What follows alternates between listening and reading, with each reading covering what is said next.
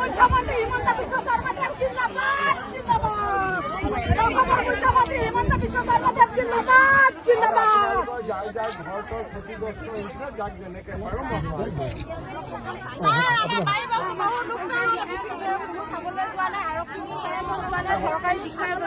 আপুনি কি ক'ব খুজিছে কওকচোন। আমাৰ মানে এইটো মেইন খুব ভাঙিছে ন, আমাৰ ঘৰত মানে আজি অলপ ওলাইছে আৰু কিন্তু এতিয়া আমি খাবলৈ ববলৈও মানে আমাক নেচা আপোনালোকে ৰিলিফ পাইছে নে? কালি দাইল 1 কেজি পাইছো, পিঁয়াজ 1 কেজি দিছে,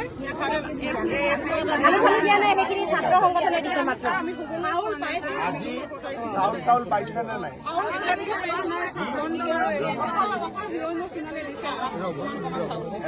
খুৰীয়ে ক'ব চাউল চৰকাৰৰ পৰা পাইছে নে নাই? মানে চাৰ্কুল অফিচৰ পৰা পাইছো। চাৰ্কুল অফিচৰ পৰা 6 কেজিকে দিছে। মই বোলো ঠিক আছে, আপোনালোকৰ যেতিয়ালৈকে পানী থাকিব তেতিয়ালৈকে চাৰ্কুল অফিচৰ পৰা আপোনালোকক দি থাকিব। আৰু এটা প্ৰব্লেম হৈছে আমাৰ ৰেচন কাৰ্ডবিলাক একেখনতে মানে জইনিং হৈ আছে। আমি একেখন ৰেচন কাৰ্ড আমি একো সুবিধা পোৱা নাই। ৰেচন কাৰ্ডখন ফালিব লাগিব। আপোনালোকে যুটীয়া ৰেচন কাৰ্ডখন দুখন কৰি ল'ব লাগিব। সেইটো মই সুবিধা কৰাই দিম। মানে এজনে পালে দ্বিতীয় বোৱাৰীজনে পোৱা নাই। কিন্তু নামখিনি আছে, খালি কাৰ্ড এখন ঠিক আছে। এতিয়ালৈকে যেতিয়ালৈকে পানী থাকিব আপোনালোকক ৰেচনটো দি থাকিব। আমি নেপালো, নিজৰ টকাই আমি খৰচ কৰি গোটাই মেলি তেখেতক ভালকৈ আনিছো। ঠিক আছে, মই সেইটো ঠিক কৰি দিম।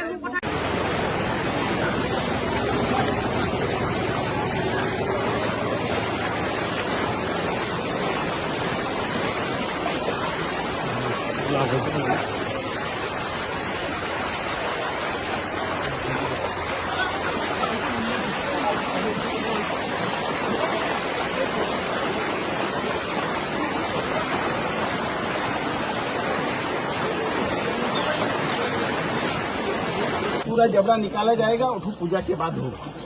आप लोग एक काम कीजिए, पूरा पानी जब खत्म हो जाएगा आप लोग देखिए, जो भी इक्विपमेंट है मैं आपको लाके दे दूँगा। ठीक है, वेरी गुड। लेकिन वो होना चाहिए। हम लोग पूरा महालिया रोड का रेसिडेंट रहेगा। पूरा करके कि ऐसा मशीन यहाँ मिलता है, वो आ जाने से जबड़ा साफ हो जाएगा। आप जैसा बोलेगा मैं ऐसा ही मशीन आपको लाके दे दूँगा।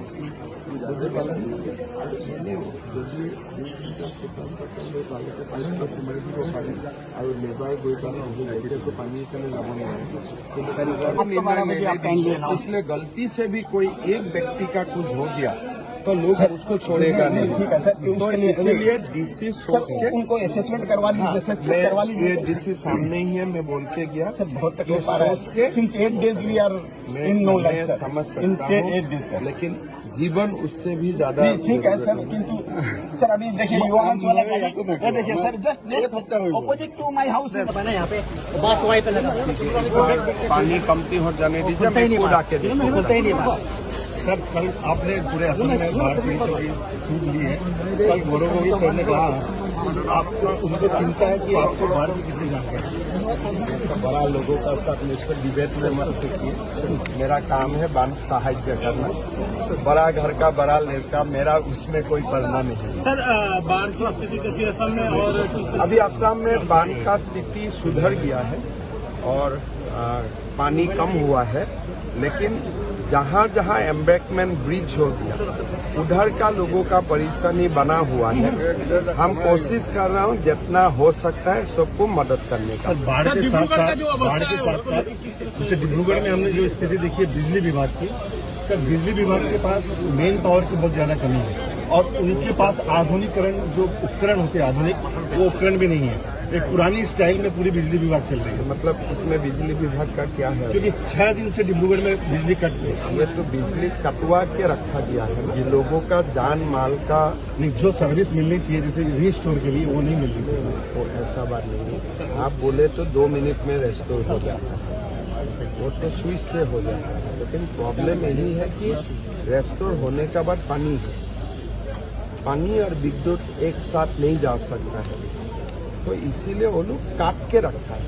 सर उसमें कोई रेस्टोरेशन तो एक स्विच में हो जाता है, उसका मैन पावर रेस्टोरेशन की कमी थी। मैन पावर का क्या जरूरत है? लाइन इसमें वो सब बात नहीं है। अभी भी हम लोग यही चर्चा किया। लोग अगर बोलते हैं कि भाई विद्युत लाइए, तो जान जाने से भी हमारा कोई